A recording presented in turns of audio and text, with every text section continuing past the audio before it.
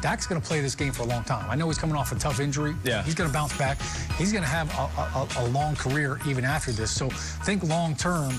And if I'm him, if I have a chance to speak to him, man, play on tag again. Yeah. Because guess what?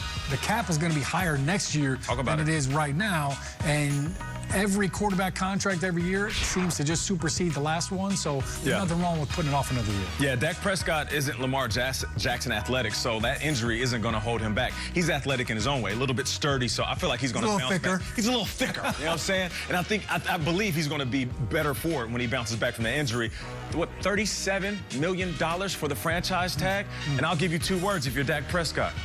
Kirk Cousins, okay? He broke the bank a couple of times, made $50 million over a couple of years, and then landed a big deal with the Minnesota Vikings. If I'm Dak Prescott, I'm looking at Kirk Cousins in that situation. You can sit back, get the franchise tag, and don't complain about it, and go cook on the field. If they tag you twice, you're making almost $80 million over a couple years, and then somebody else will give you another 100. For me, Dak Prescott is in the perfect position. Sign it quick, right? Sign it guaranteed. Quick.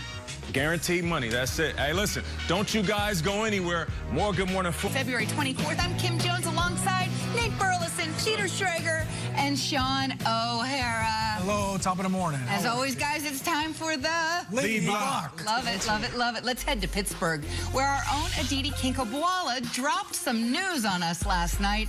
Big Ben Roethlisberger will be back with the Steelers as the starting quarterback this fall after meeting with Art Rooney yesterday.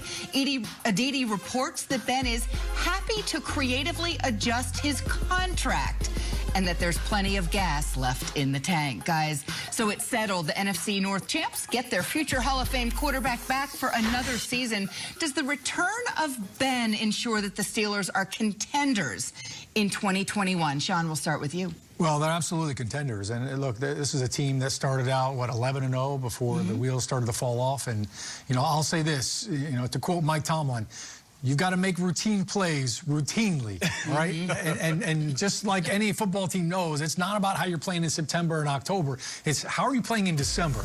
If you want to go on to win the Super Bowl, you've got to be playing your best football at the end of the season.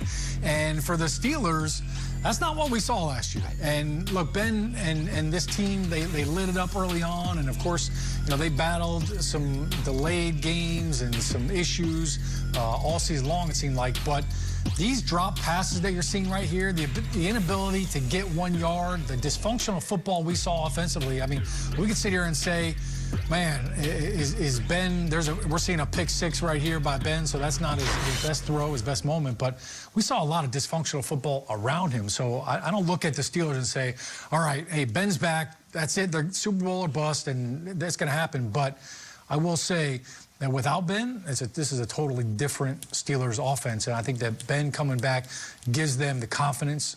You know, obviously their defense has been phenomenal, but if you're a Steelers fan, you've got to be excited about having Ben back. When you look at 2 years ago, he threw more passes than any quarterback in the league. Is that a good thing? What is that?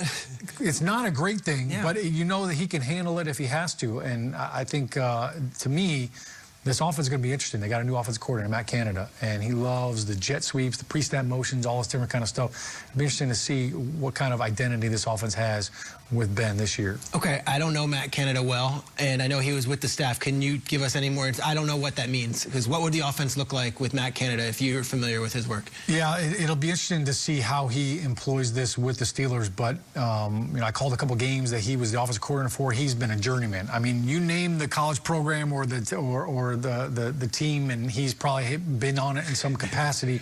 You know, I don't know if he's ever unpacked a box. I think he's just a man on a move. But the pre-snap motion I'm talking about, it's a lot of, you know, hey, you start out, all the tight ends and wide receivers on this side of the ball, you come up, all of a sudden, now they're all on the other side, and it just constantly changes the defense. It makes things tough, and as a quarterback, that's a lot of language, a lot, as a receiver, it's a lot to remember, so it can make things complex, but it's also, it attacks and it stresses the defenses. So I think you're going to see a lot more creativity with jet sweeps, with reverses, with wide receiver runs, and, you know, we call them orbits, and, you know, Z behind left, you know, those type of plays. Yeah. You're going to see a lot more movement before the snap from everybody all around. I ask you that, Shaun, because it has to be different than last year. That final month of the season, this was one of the worst football teams. It was pedestrian. It was so pedestrian. It was so predictable, and it was run. Okay, they're stopping the run. Let's just throw.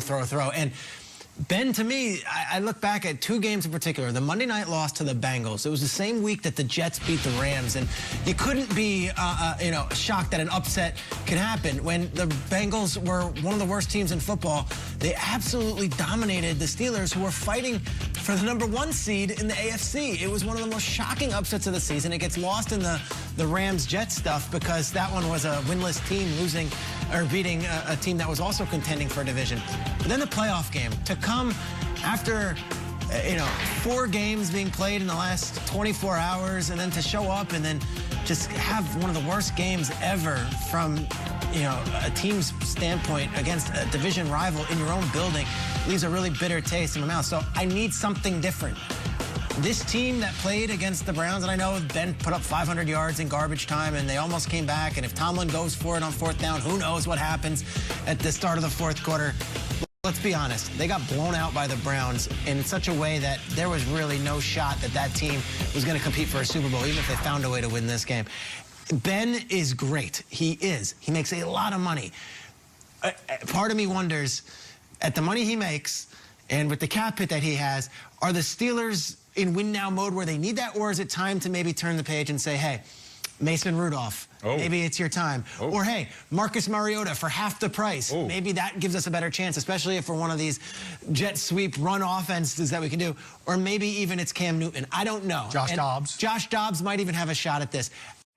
I love Ben. I think he's the guy, and I think they could be potentially contenders. But I don't think this is a slam dunk where everyone should be watching at home being like, Ben's back?